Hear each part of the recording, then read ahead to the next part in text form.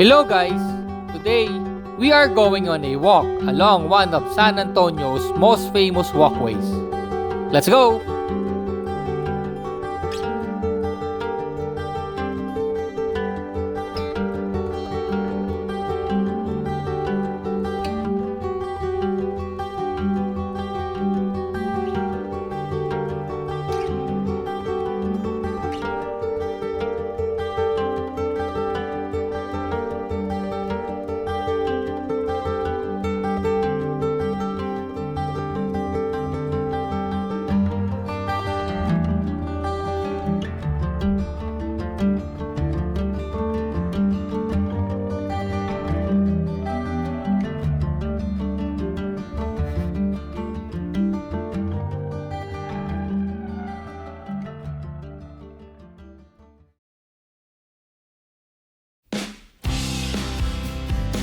What's up everyone? Welcome back to my channel.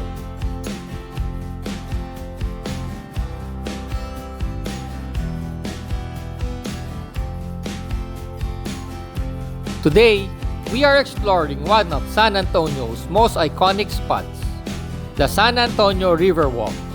And later, we are heading over to the trendy Pearl District.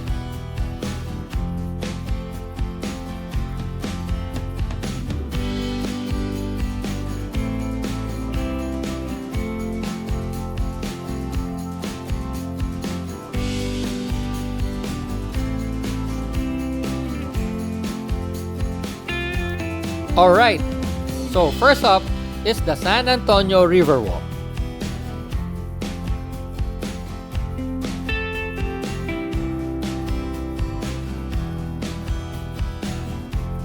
The San Antonio Riverwalk is basically this magical little world one level below street level.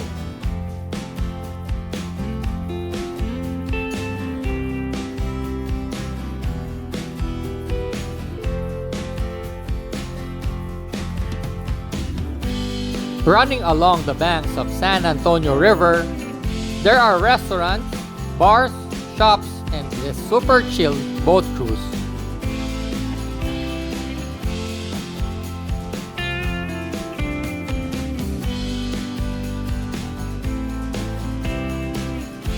This whole thing started back in the 1940s as a flood control project.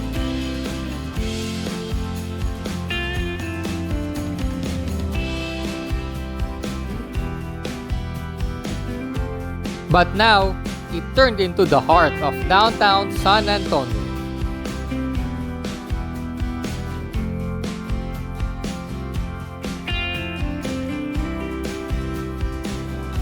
And fun fact, did you know that over 14 million people visit the Riverwalk each year?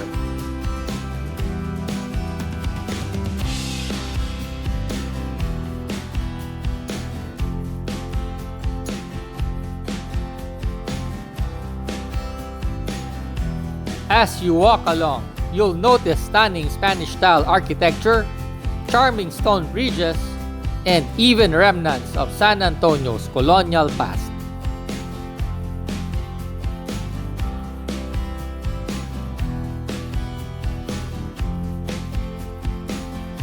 Also, one of the best ways to experience the Riverwalk is by hopping on a boat cruise.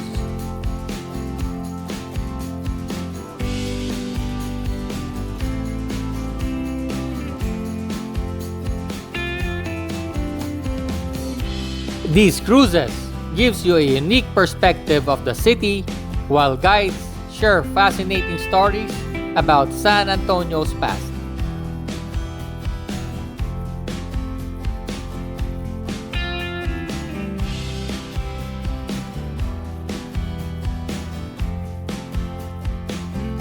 So whether you are just strolling or hopping on a river barge, there's something peaceful about being here, even when it is busy.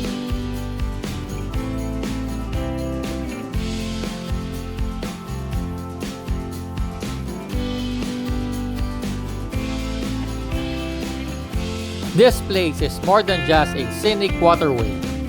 It is a cultural hub filled with history, amazing food, and unforgettable experiences.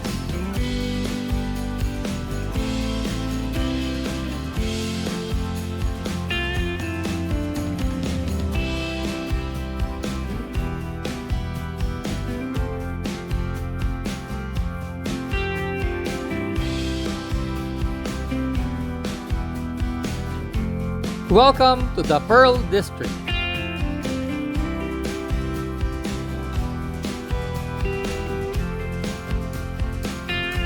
The Pearl District is located at the northern end of the Riverwalk, near the Brackenridge Park.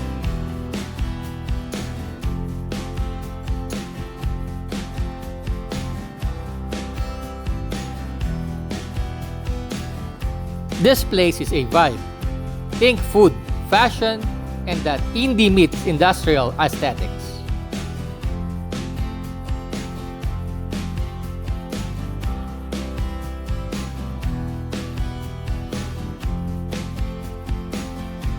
You've got these gorgeous brick buildings, open plazas, and one of the best weekend farmers market in the state.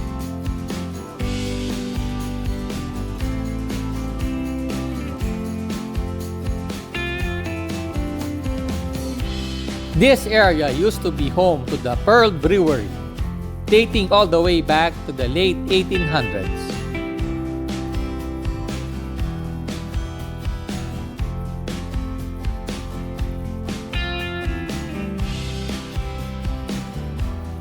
Now, it is packed with local boutiques, hotels, and high-end restaurants.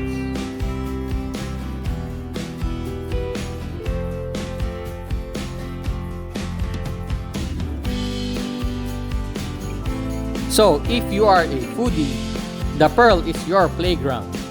From modern Tex-Mex to Asian fusion to authentic barbecue, you will find something you need for that perfect Instagram post.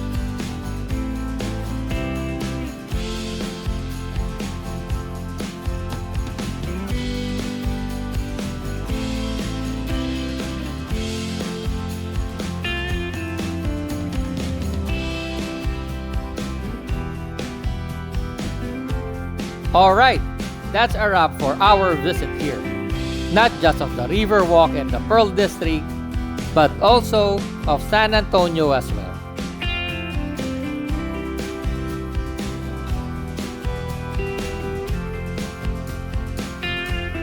And I hope you had a great time with me.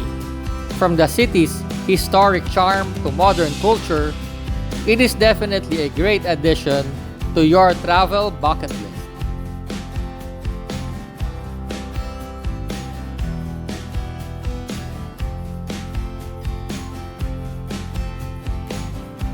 And if you like this video, don't forget to like, subscribe, and drop a comment if you've already been here or want to visit.